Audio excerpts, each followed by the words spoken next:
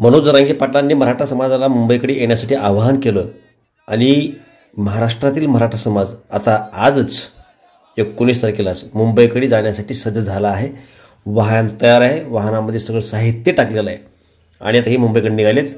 हे नांदेड जिल्ह्यामधील मराठा बांधव आहेत आणि गावातून 150-200 आसपास हे बांधव निघाले असून खायचं प्यायचं सगळं सामान, झोपण्याची सोय, अगदी आपण वारीला नव्हतो त्या पद्धतीने हे अन्नधान्य वगैरे घेऊन महिनाभर पुरेल एवढा हा सगळा साठा आहे, हे घेऊन आता मुंबईकडे आजच निघालेले आहेत। पिंपळगाव तालुका अर्धापूर येथून मनोज जरांगे पाटील यांच्या सूचनेनुसार आम्ही निघालेलो आहोत। आम्ही पूर्ण आमची लढाई संपेपर्यंत राशन पाणी आम्ही इथून घेतलेलं आहे। सर्वप्रथम जय जिजाऊ। आम्ही पिंपळगाव वासी महादेव पिंपळगाव तालुका अर्धापूर जिल्हा नांदेड इथून जवळपास आज आमची 150 ते 200 लोकांची टीम निघालेली आहे।